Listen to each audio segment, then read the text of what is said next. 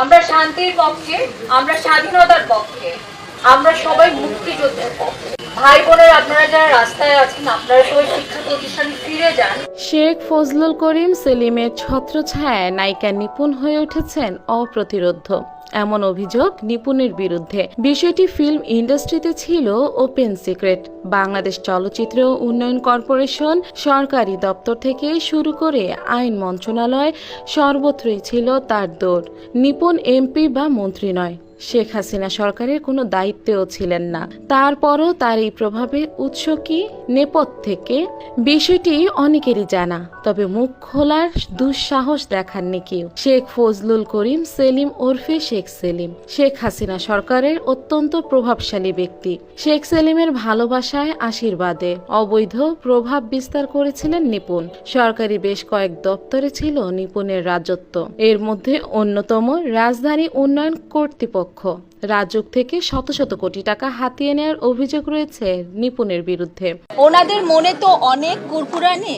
নিপুণ সিন্ডিকেটের অন্যতম সদস্য রাজুকের উচ্চমান সহকারী মাহবুব হোসেন, সিবিএ নেতা। শেখ সেলিমের লোক হিসেবে পরিচিত তিনি। এই মাহবুবের সঙ্গে নিপুণকে পরিচয় করিয়ে দেন শেখ সেলিম 2016 সালের জানুয়ারিতে।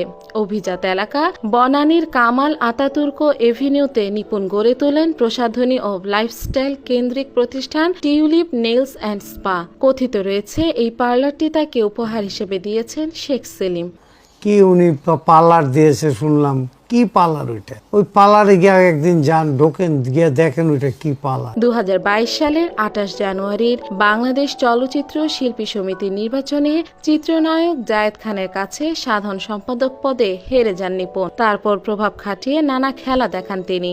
পরবর্তীতে বিজয়ী প্রার্থী জায়েদ খানকে অযোগ্য ঘোষণা করে বাংলাদেশ চলচ্চিত্র সমিতির আপিল বোর্ড।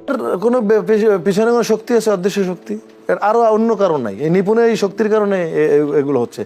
সাধারণ সম্পাদকের দায়িত্ব পান নিপুণ আক্তার। শেখ সেলিমের নির্দেশে এমনটি হয়েছিল বলেই জানিয়েছেন চলচ্চিত্র সংশ্লিষ্টরা। শেখ সেলিম সাহেবের নাম বলে আমাকে ডিসি হাবিব স্যারের ওখানে পাঠানো হয়েছে।